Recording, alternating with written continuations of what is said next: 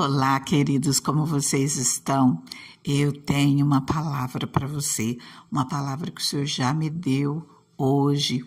Enquanto eu orava, eu estava refletindo um pouquinho sobre esse Salmo 100, e eu quero estar compartilhando com você. E o Senhor colocou alguns pontos no meu coração que eu quero refletir sobre isso com você. Vamos ver a palavra do Senhor. Ela nos diz assim: aclamem o Senhor, todos os habitantes da terra. Prestem culto ao Senhor com alegria. Entrem na sua presença com cânticos alegres. Reconheçam que o Senhor é o nosso Deus. Ele nos fez e somos dele. Somos o seu povo e rebanho do seu pastoreio. Entrem por suas portas com ações de graças e em seus átrios com louvor. Deem-lhe graças e bendigam o seu nome, pois o Senhor é bom e o seu amor leal é eterno. A sua fidelidade permanece por todas as gerações. Amém? Aclamem o Senhor todos os habitantes da terra. Celebrem com júbilo ao Senhor toda a terra. Celebrai com júbilo ao Senhor. Presta culto ao Senhor. Prestar culto é isso que nós fazemos quando nós vamos à igreja, quando nós nos reunimos como corpo de Cristo, seja qual for a sua igreja, quando o povo de Deus está reunido, adorando ao Senhor, está ali prestando culto ao Senhor, está ali para cultuar a Deus. Quantos vão apenas para receber? E a palavra fala aqui que é para prestar culto ao Senhor. O próprio nome já diz, é um culto a Deus.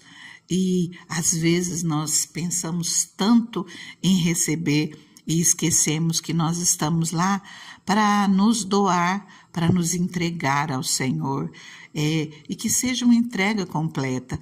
Eu não tenho a menor dúvida que enquanto nós estamos reunidos como corpo de Cristo, adorando a presença do Espírito Santo, ela se manifesta no nosso meio, ela derruba barreiras, quebra muralhas, ela renova as nossas forças, ela repreende espírito maligno, repreende opressão, repreende tristeza, angústia.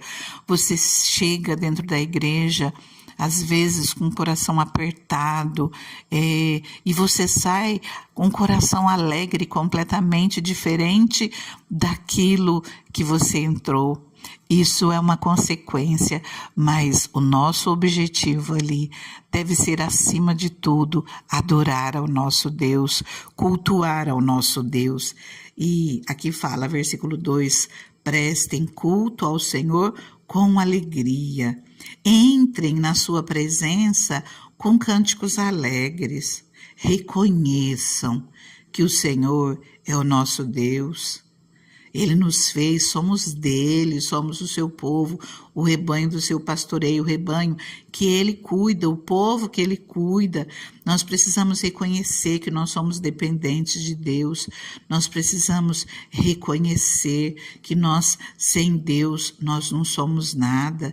E que tudo aquilo que nós formos fazer, nós venhamos fazer com alegria, como diz aqui, entre na sua presença com cânticos alegres, que nós venhamos ter um coração alegre para com o Senhor, um coração grato, um coração cheio de gratidão.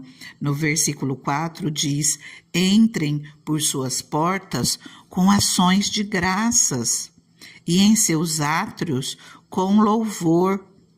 Deem-lhe graças e bendigam o seu santo nome. Entrem por suas portas com ações de graças. Então, o nosso coração alegre, o nosso coração grato ao Senhor é um ponto de ação de graças ao Senhor. Quando nós adoramos ao Senhor através das nossas ofertas na casa do Senhor, é um ato de ação de graças com o Senhor. É um ato de ação de graças, é um ato de adoração ao Senhor. E esse foi um ponto onde o Senhor incomodou muito o meu coração hoje. Se nós temos entrado nas portas do Senhor com ações de graças. Em Êxodo, no capítulo 34, o final do versículo 20, ele nos diz assim: ninguém compareça perante mim de mãos vazias. Queridos, olha só, isso não é uma exigência para aquilo que nós vivemos hoje. Só que aqui está falando de um ensinamento de Deus para a vida do seu povo. E ele chama a atenção para esse versículo. Existem momentos que nós nada temos. Isso não nos impede de buscar ao Senhor, de adorar a Ele na casa dEle. E ali em Êxodo 34, estava trazendo essa oração, essa orientação em meio a outras coisas até mais importantes. Ali o Senhor estava ensinando várias coisas, inclusive que aquele povo celebrasse a festa das semanas, na ocasião dos primeiros frutos da colheita, festa do encerramento da colheita no final do ano. Fala que 3 vezes por ano todos os homens do seu povo comparecerão diante do soberano, o Senhor, o Deus de Israel.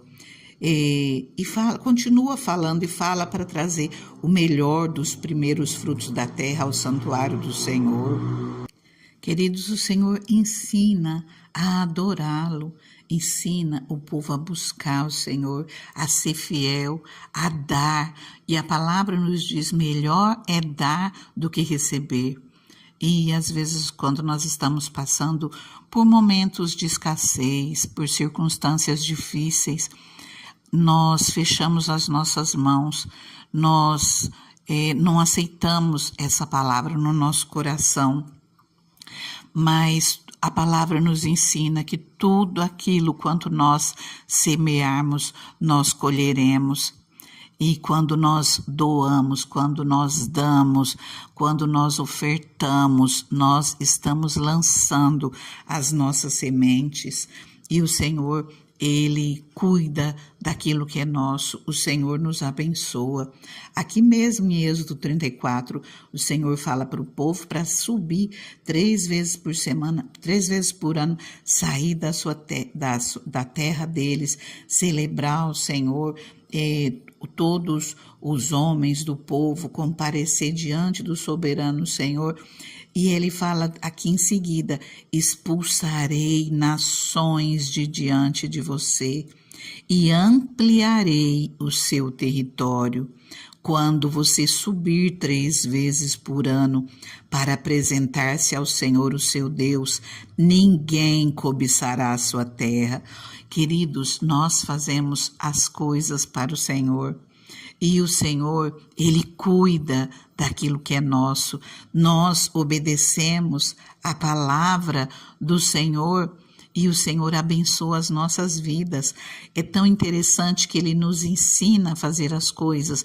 E em seguida, na mesma palavra, o Senhor vem e fala como Ele vai nos recompensar, como Ele vai nos abençoar. Ele fala que nos dá muito mais, Ele amplia os nossos territórios. O Senhor, Ele sara a nossa terra, o Senhor abençoa a nossa vida. Quando nós temos um coração aberto a fazer pelo Senhor, a doar, a ter uma entrega, o Senhor faz muito mais por nós. Eu não sei se você já é um dizimista, se você é ofertante. Nós devemos fazer as duas coisas. O dízimo é a 10ª parte daquilo que nós recebemos. E a oferta é aquilo que você tira de acordo à tua vontade para oferecer ao Senhor, além do seu dízimo. Você está ofertando e seja através do seu dízimo, Senhor, repreende todo mal contra as suas coisas e através das suas ofertas, o Senhor está ali multiplicando tudo aquilo que você tem, abençoando os frutos das suas mãos. Eu creio nisso. E eu creio que eu tenho uma vida abençoada, porque assim o Senhor fez que acontecesse. E eu não falo de você levar uma oferta, um dízimo à igreja, porque eu acho que é importante que caia de repente na minha igreja. Eu não sou assalariada e muitos já que ouvem essa palavra sabem disso. Pelo contrário, eu tenho maior cuidado de não pegar aquilo que é da igreja.